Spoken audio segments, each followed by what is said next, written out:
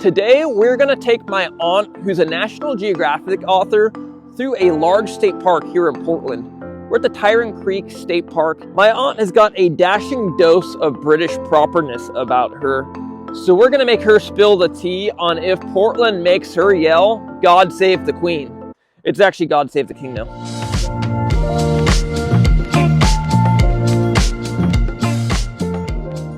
If this is your first time here, I am Tim Jackson and I help people relocate to our beautiful Northwest in Oregon and Washington. So if you want to know more about what's happening in the Portland area, be sure to subscribe.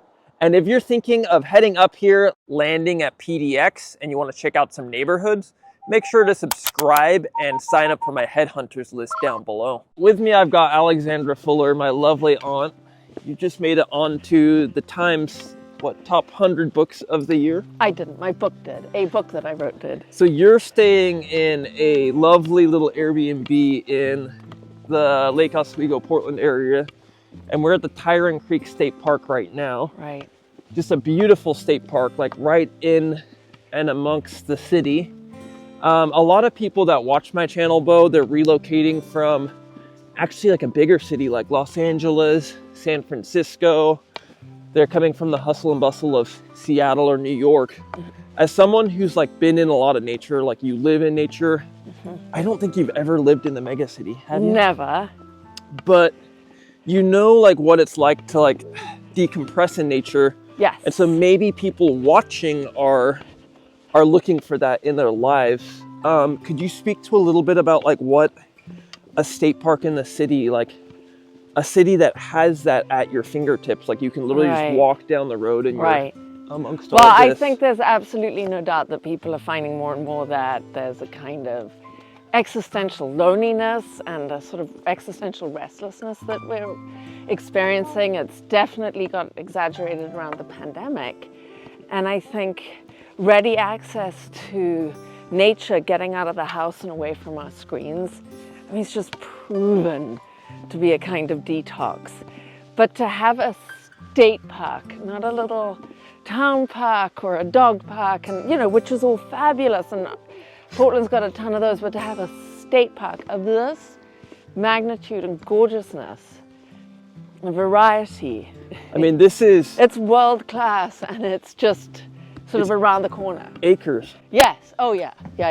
It's not horse trails. And absolutely wild, and you feel like you can get away from other humans and other, distractions, and it's just amazing to be able to get access to both. And to be in such a sort of, I found this, I wasn't looking for the state park, so the fact that you can trip over it is also pretty spectacular. It is. You're down in the Sun Belt a little bit, and so you get to spend time in the desert. And I often get this question, I talk to a lot of viewers or a lot of people moving up here, that there's kind of like a mixed bag of some people realize that the Sun Belt's got a lot of like scarcity of water, and then they move up here and maybe they see a little bit more like, natural resources, maybe a little bit more of a preservation mindset from the general population.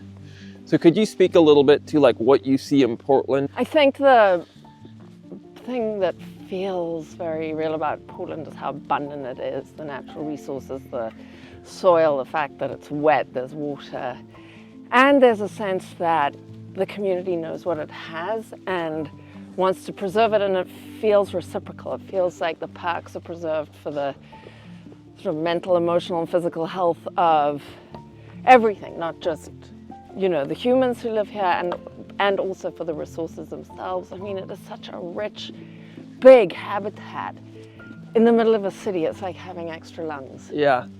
And this is more me speaking, so I don't want to put words in your mouth, but I am a little bit concerned about the aquifers down in the desert and that they're tapping into water systems.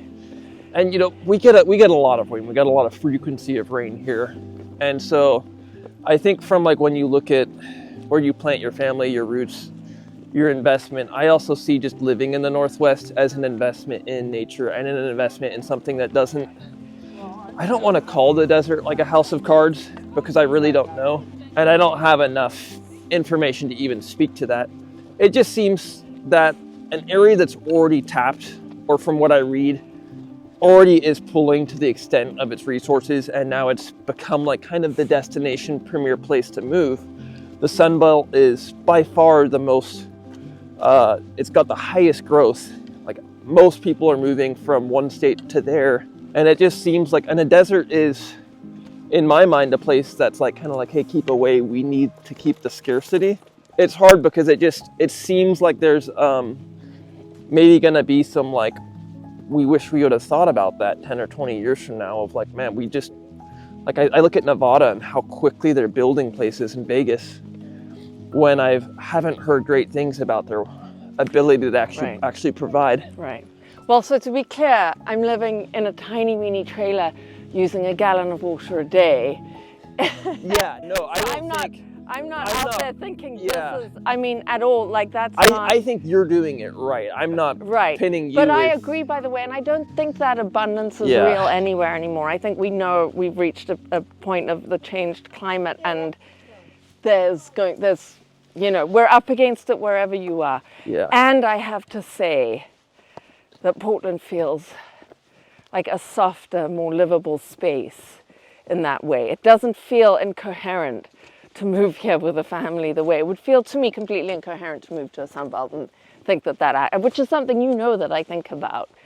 You know that's why I live the way I do. I mean, you know, that's a huge part of my sort of process, I think, of where I would want to be. Yeah. Near water, near trees, with land. And this has all three if you're going to live in a city. Just having access to the mental health, you know, piece of it, which is also something we haven't really talked about, of being out in nature. You are a bougie aunt, right? I'm a bougie aunt. Bougie. Yeah, very bougie. Accidentally. Like you're not like... I cultivated bougie. Yeah. Yeah. You're not like the Karen in the HOA bougie. No. Not at all. No. But you have, I will say that you've been in and around a lot of bougie communities as well. Right. Like Jackson is the one that comes to mind. And so you're staying in an Airbnb between Lake O and Portland, like literally the line. Yeah. The county line is like splits the property basically between Clackamas and Portland. And Bo couldn't have found herself like a better Airbnb to show just kind of like the a really nice, I would say luxury neighborhood of Portland. What would you say Portland's brand of bougie is? Like, because you're kind of in and around it right now. It's nice, it's crunchy, it's very accessible, it's not that pretentious. It's, you know, it doesn't feel like sort of I could swan dive onto a nice natural grocery store from my Airbnb, but when you go there, it doesn't feel sort of... I love how you say that. It doesn't feel sort of, you don't feel like you're among the beautiful people in that sort of way. Yeah. You know. And I mean, yeah, Portland is kind of like the people are so friendly. Yeah, we're like the poor armpit of the Pacific anyways. We don't have the Jeff Bezos or the, you know, the Mark Zuckerberg. We're not Seattle and we're not California. So we don't really have that billionaire tech lifestyle up here. We've got kind of some of the old money millionaires, but that doesn't really taint most of what Portland's about. No, it feels very down at her. Down to earth, grounded. Thanks for watching today's video. Watch this video next, and I'll see you next week.